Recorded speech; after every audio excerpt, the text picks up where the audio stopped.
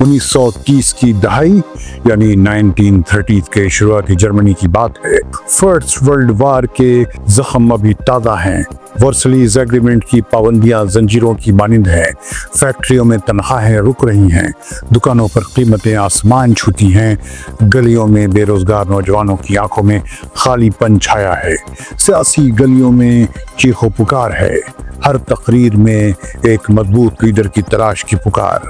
इसी धुंधलके में Adolf Hitler की आवाज़ उभरती है, जो अपनी स्पीचेस से जज्बात भड़काता है, आग लगाता है। ये कहानी एक दिन की नहीं बल्कि बरसों की है। सियासी स्पीचेस, पुलिस के बूटों की चाप और खामोश बैलेट पेपर्स में छिपी है।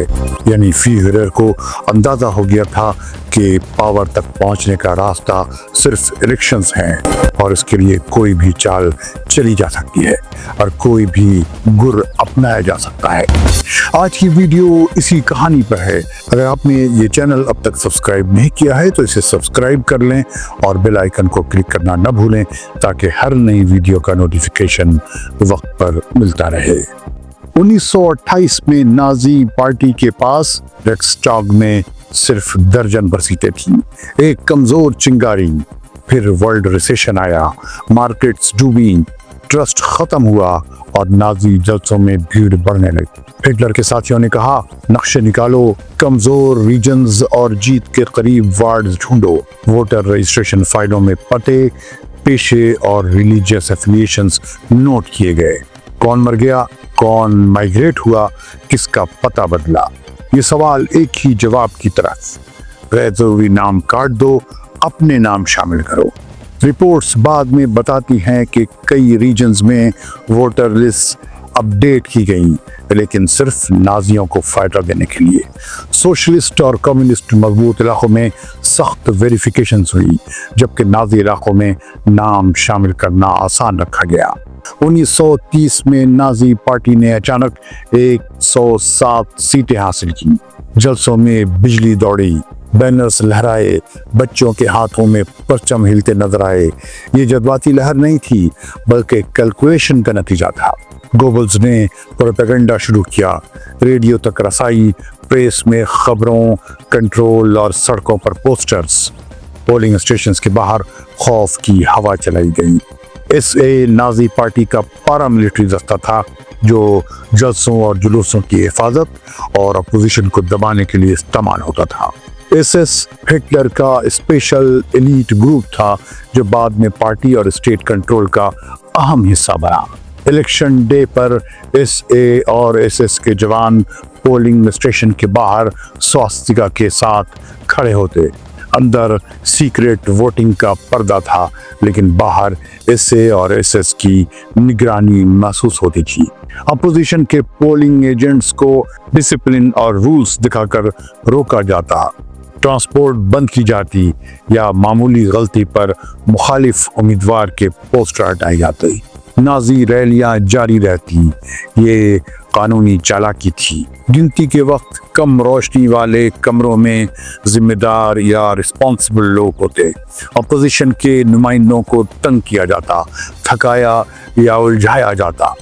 मुस्तरद या रिजेक्टेड की मोहर लगाना आसान था जब कानून जेब में हो। एक हल्के से निशान से वोट बेकार हो जाता। छोटे कस्बों में वोटों की गिनती तब्दील हो जाती। 480 580 बन जाता। आज़ाद इलेक्शन कमीशन न होने से कोई सच न खोलता।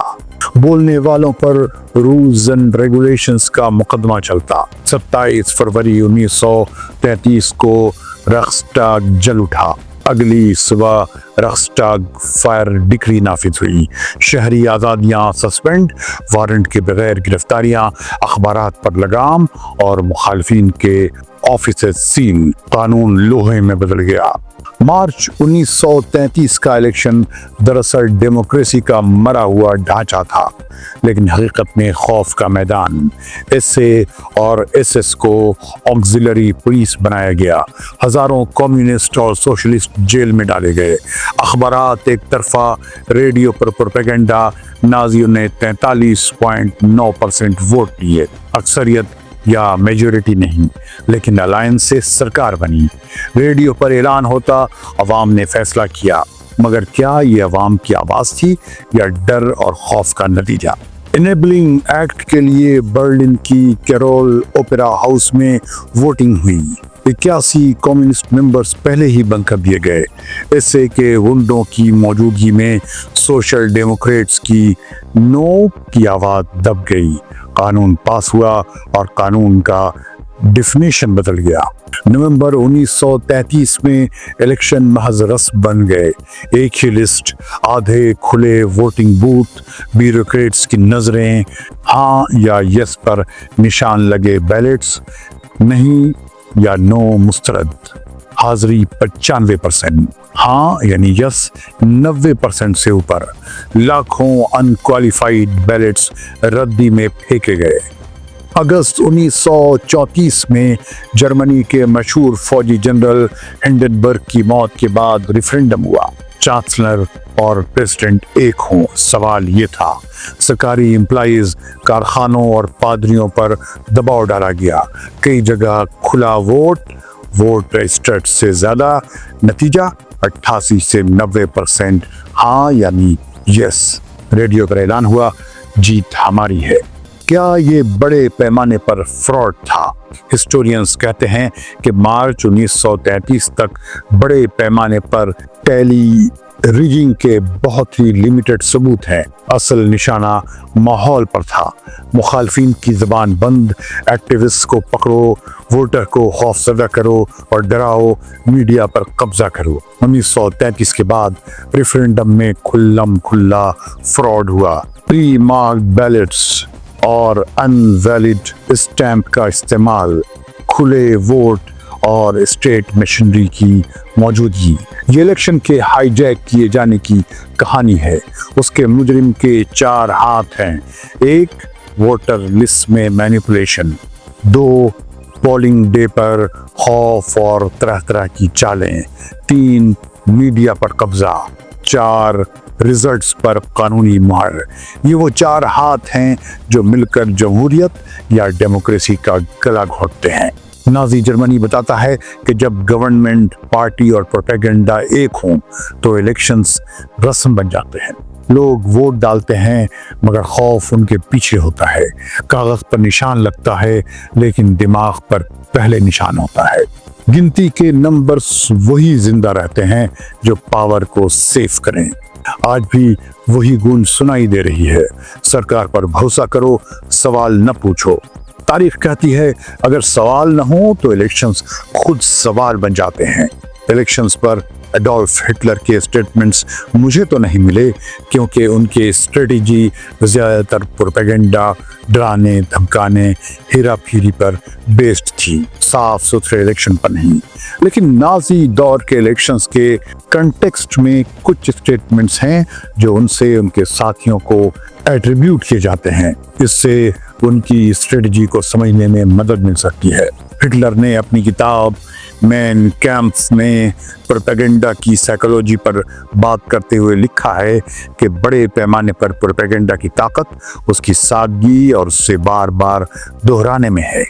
एक झूठ को बार बार दोहराएं तो लोग उसे सच मान लेते हैं। ये इलेक्शंस में नाजियों के मीडिया कंट्रोल की स्ट्रेटजी को जाहिर करता है। हिटलर ने इलेक्शन कैंपेन के बारे में कहा था, हम इलेक्शन नहीं जीतते, हम अवाम के दिलों पर कब्जा करते हैं। ये बयान नाजी जलसों की इमोशनल अपील और उनकी वोटर मोबिलाइजेशन की स्ट्रेटजी को दिखाता है। जोसेफ गोबेल्स जो नाजी प्रोपेगेंडा मिनिस्टर था, उसने कहा था रेडियो हमारा सबसे बड़ा हथियार है, इससे हम हर घर में अपनी आवाज पहुंचाते हैं। नाजियों के इलेक्शन पर कमेंट करते हुए किसी ने कहा था कि नाजियों ने इलेक्शंस को एक धोखे का तमाशा बना दिया जहां वोट की आज़ादी सिर्फ कागजी थी। अगर आप हिटलर को पढ़ेंगे तो आपको नजर आएगा कि उनके ज्यादातर स्टेटमेंट्स इलेक्शंस के बजाय पावर, सरकार, नेशनलिज्म या प्रोपेगेंडा पर फोकस थे। नाजियों ने इलेक्शंस को सिर्फ पावर हासिल करने का जरिया समझा। एडोल्फ हिटलर ने पब्लिक ओपिनियन का एक ऐसा खेल रचाया जिसमें वोट का परचम तो लहरा रहा था मगर उसकी रूह या आत्मा कैद में थी।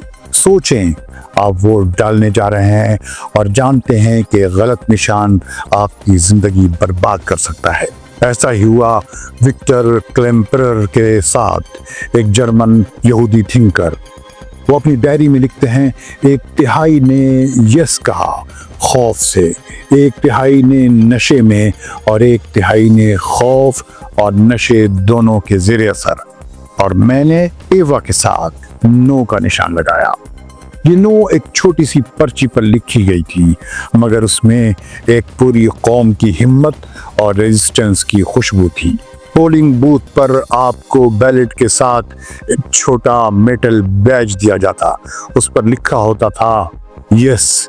ये बैज सिर्फ एक मेटल का टुकड़ा नहीं था, ये एक खामोश हुक्म था, पहन लो ताकि सब जान लें तुम वफादार हो। सड़कों पर गाड़ियां रोकी जाती, मुसाफिरों से कहा जाता बैज दिखाओ तब आगे बढ़ाओ। ये एक साइकोलॉजिकल शिकंजा था जो हर वोटर के दिल में खौफ की कील ठोंक देता। कहा गया वोटिंग सीक्रेट होगी मगर हकीकत हुक्म था कि अच्छे वोटर्स बैलेट पेपर सबके सामने खोल कर निशान लगाएं ताकि हर कोई देख सके तुमने यस कहा या नो। ये वोट नहीं था, ये एक अवामी ऐलान वफादारी था।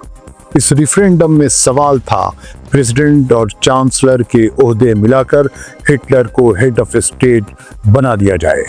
सरकारी ऐलान हुआ 38 मिलियन 4 लाख यस और सिर्फ 4 मिलियन 3 लाख नो। मगर पसे पर्दा क्या हुआ?